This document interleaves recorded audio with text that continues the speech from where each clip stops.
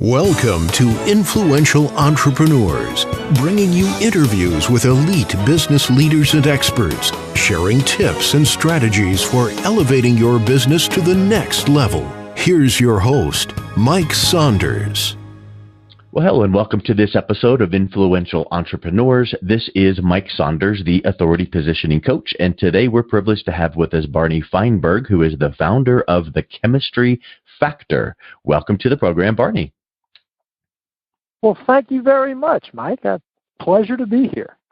Hey, so I've got 4 kids, and 2 are in college, and my oldest is in health sciences, and she has taken chemistry, and I know all about, the struggles with chemistry, so I'm curious to see what the chemistry factor is and how it relates to business. So give us a little bit of your backstory, and then lead off with what is a chemistry factor. Well, my backstory is that I've been in executive recruiting for 25 years and have been a certified life and executive coach for 18, whereby I merged the two. And the merger became important to me because I saw so many people who were not really happy with what they were doing. And it was, to me, all about the chemistry they were having with both themselves and the people that they worked with. So that's kind of where we all started. So very much focused on the relationship aspect and how that impacts whatever it is, business or jobs or even job search and things like that. I focused on business because, truthfully, most of us spend more waking hours at work than with anybody else. But it works for everything. There's a lot of thought around that in various formats, in the sense of, here is my work life, click, and let's turn that on. Here's my personal life, click, let's turn that on. And really, it's all integrated. So you're really you really make a great point there. So do you feel that inspiration ties into chemistry, in the sense that if you don't feel really inspired at work, then maybe the chemistry doesn't have as much chance as it could be with different interpersonal relationships, as if you come to work going, you know what? Forget the ins and outs of all the little intricacies of work that I don't care for. I make the choice. I'm going to be inspired. I'm going to bring passion and enthusiasm. And then wouldn't that set the table and set the stage for maybe the chemistry to have as best shot as possible? Well, it's interesting. I believe that chemistry is created. Okay? When I say that, you're talking about bringing passion and bringing, enthusiasm.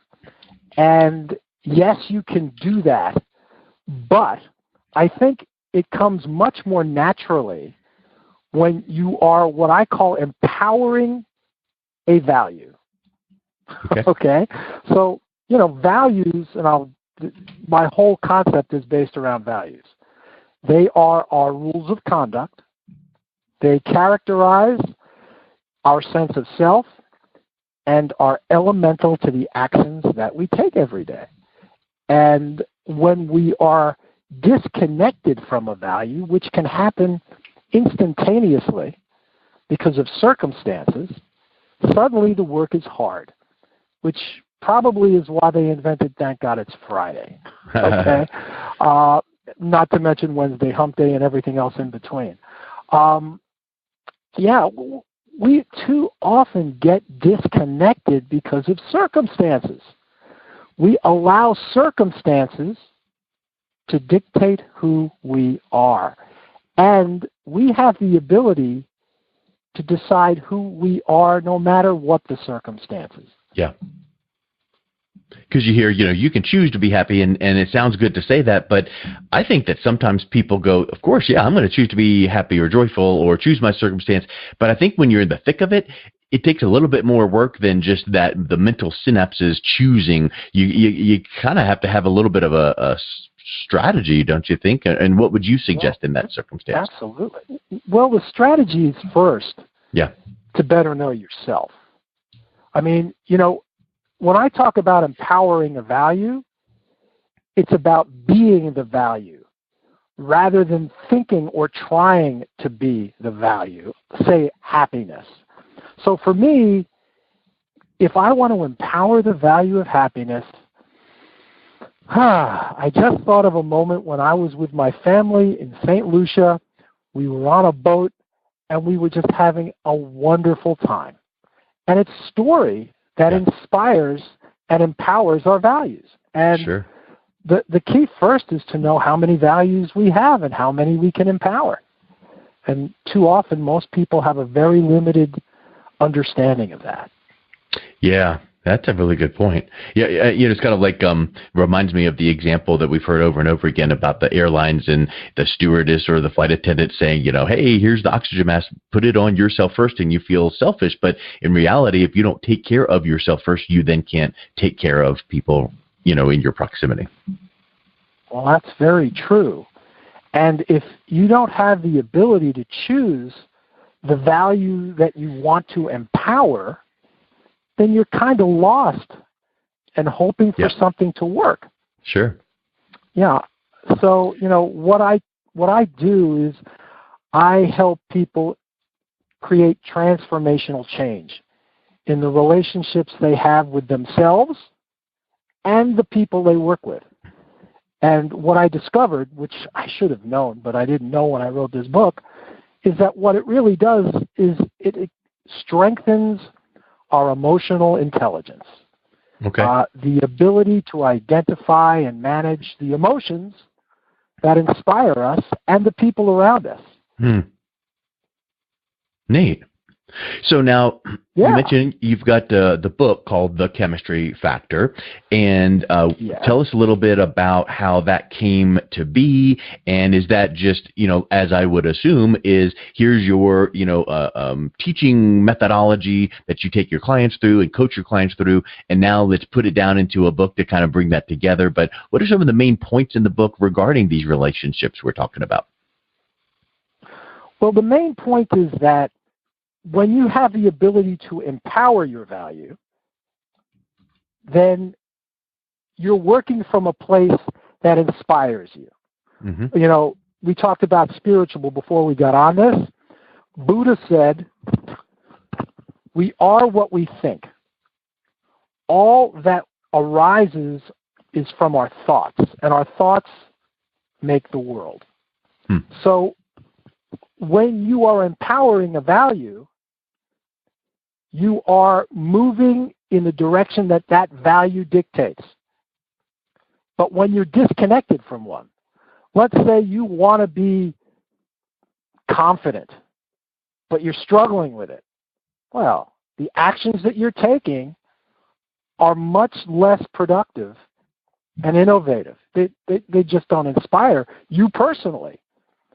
So imagine that you're empowering confidence, and the person you're working with is empowering confidence as well, and they're both in line with each other. How do you feel? Yeah, you feel like you just can get 10 days worth of work done in one full day because you're just getting it done. You got it. Yeah, it's what I call authentic connection. When you learn to empower your values that are in common with people you work with, boom, things change. So here's a question that comes to my mind when you mention that. So confidence, let's say that someone, feels like on a scale of 1 to 10, they're like a 9 on the confidence level, but every single day they're not a 9. So what are some things you would recommend on empowering or activating or getting their confidence levels up just on the blah days? Not that they don't have it and they got to learn it, but they've got to, kind of bring it to the forefront. Well, I'll tell you the story that inspires confidence in me. And every time I think it changes my perspective. I was like 20-something years old, many moons ago, okay?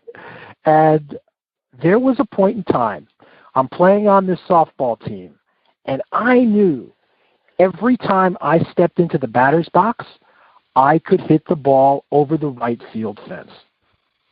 I mean, I had the confidence to do it, big time. I was like, oh, yeah, we're on this field. This is my field. Now, I didn't do it every time.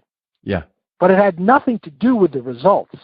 It had to do with how I felt in the batter's box. Yeah. Because you've done it before, Yeah. you had experienced it before, and then you just latched onto that experience and just kind of kept it on the forefront of your mind. And that brings confidence and takes away any lack of confidence when I'm thinking of that story. Hey, Yeah. as I said, you're spiritual.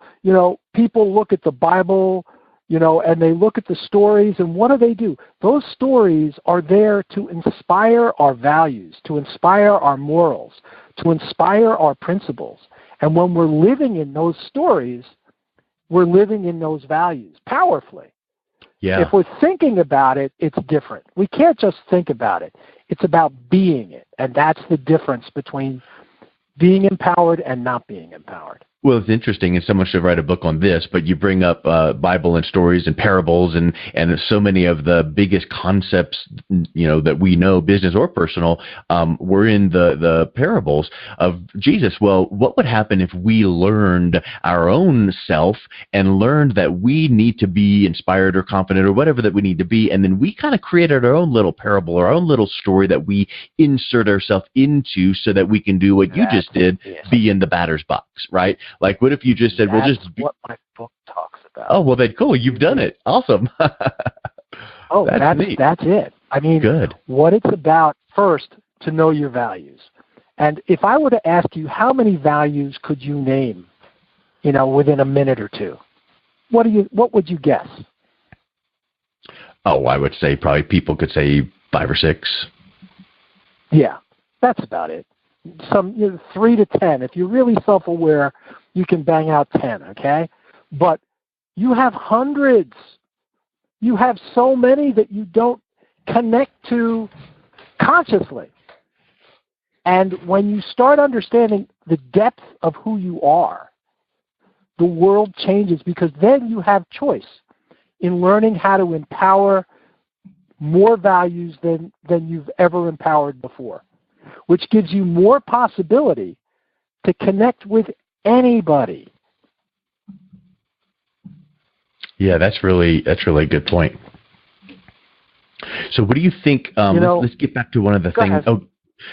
If you have another follow-up point, I was going to change the subject back to a point you made previously. Do you have something to go deeper on here? No, look, I could talk all day, so please, you guide me. Okay. Well, you mentioned something interesting, like authentic connection, because I think that, we hear, we ought to connect better. We ought to have, authentic relationships, but I've not heard those two words put together quite that way before. So let's talk about an authentic connection. And you mentioned it in the sense of two people with high confidence, but what are some other scenarios that would be, and how could we even strategically move toward authentic connection? Well, authentic connection is about empowering a value that's being empowered by the person you're working with. Okay? When you have more values that you can empower, you have more possibility to connect. And it goes beyond that. Most of us, there are 3 types of relationships, and I want to share this. There are 3 types of relationships that I see. One is dysfunctional. The ones that drive us crazy, create us disconnection. I call it rejected and disconnected, drains our energy, upset, frustration, anger, and boredom, and others, other disconnecting feelings and emotions. The other is stagnant. Stagnant, we're connected, but it's expected. It doesn't change. So the spark starts to wear off. A lot of people live in stagnant, and they're satisfied that it's stagnant. They're not looking to expand it. Now, I talk about on-the-rise relationships that are inspiring and innovative, looking for new ways, new values that you may never have used to empower with people that create a whole slew of new possibility. And I quote Michelangelo. He said, the greater danger for most of us is not that we aim too high and miss, but that we aim too low and succeed. Oh, yeah, I like that. That's stagnant. Yeah. And that's stagnant. And here's the deal. If you had your own business or your own company, if you were stagnant, I can promise you business is not going to fare well over time. Yeah. You would think that's almost irresponsible to be stagnant. Yet with relationships, more often than not, we're happy to be there because at least it's not dysfunctional. Yeah. But for greater success, we want on the rise. That's a really good perspective in those levels, because I think that we feel comfortable in that comfort zone we've all heard about, like, oh yeah, we're good to go because we're not a train wreck. But in reality, that's a pretty precarious position to be, is in that normal, easy kind of a zone.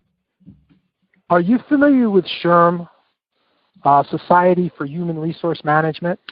Only by name. I've heard the name before, but I don't know much about them. Yeah.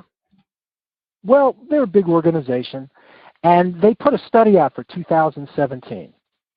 And they said, this has been the best year in the last 5 for satisfaction and engagement. Huh. And they stated that 38% of the people that they spoke to were very satisfied. And they thought that was, to some degree great. And I'm sitting here saying, 38%? Yeah.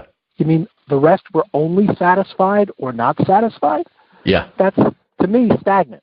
Okay, I'm like, wow, there's a lot of opportunity to boost that up. Right. Well, isn't it kind of like, you hear about direct mail marketing stats. Do you know what a good direct mail marketing, response rate is? I would think it's in the single digits. Okay, I was going to say, when I'm remembering this statistic, it's like 1, 2, 3%. So let's say 4%. Like you're just throwing a party at 4 or 5% response. Well, wait a minute here. It's a 95% failure. That's well, you can look. I don't look at things as failures.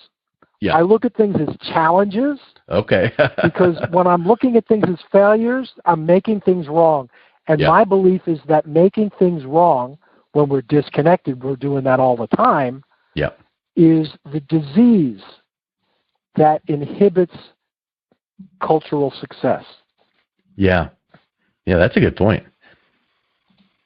Well, and it really also gets down to, just how your brain thinks in, you're bringing up the negative side of something. Well, why not bring up the positive side of the same thing? Because then that's kind of getting your perspective, dialed in that much clearer.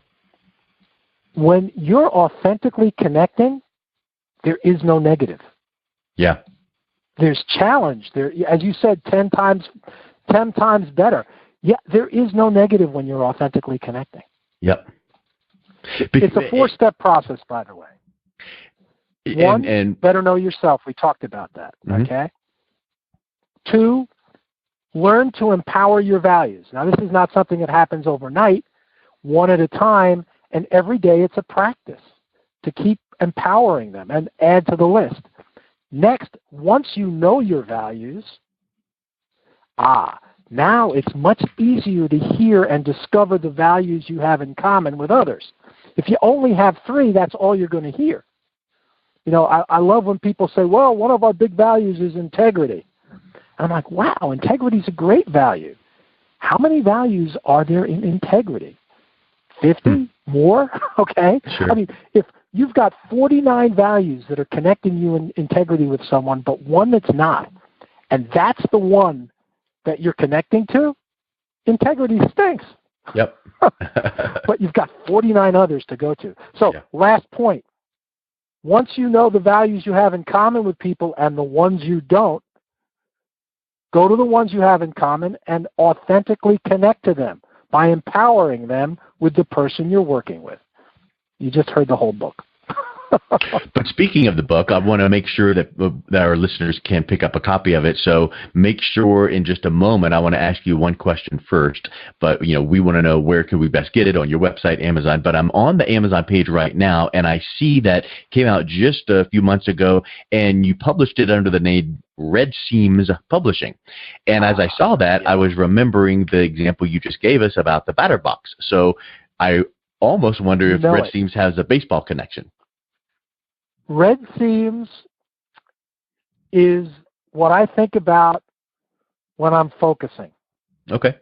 I used to teach, I was a coach in baseball for my son's Little League, They called me Red Seams because I always told them when it came to watching the ball out of the pitcher's hand, off the bat, on the follow the red seams. Got it. Yeah. And they did pretty well by doing that. So it gets down to good focus. Life lesson. Yeah. Awesome. So what's the best way that people can pick up your book? That's a value that's important to me. Focus. Yes. Yeah. Oh yeah, we could go on a whole other deeper conversation on that. So let's kind of land the plane with what's the best way people can pick up a copy of the book. Is it on your website or go directly to Amazon? Well, if you go to my website, there'll be a link to Amazon. Okay. So the best way would be to go to Amazon. Yeah. Okay. Or thechemistryfactor.com/book, or that's just go to Amazon. www.thechemistryfactor.com. Yes. Yep. And I'll make sure we put that in our. Yep. Awesome. Well, thank you so much for coming on. I really enjoyed our time. It was great getting to know you, Barney, and I really appreciate you giving us some of your insights from some of your experiences and your book, and I look forward to people picking up a copy of that and learning from it. Mike, I really enjoyed speaking with you. I think there's a lot of simpatico in the way we think, and it's a pleasure. Awesome. Thank you. You've been listening to Influential Entrepreneurs with Mike Saunders. To learn more about the resources mentioned on today's show or listen to past episodes, visit www.influentialentrepreneursradio.com.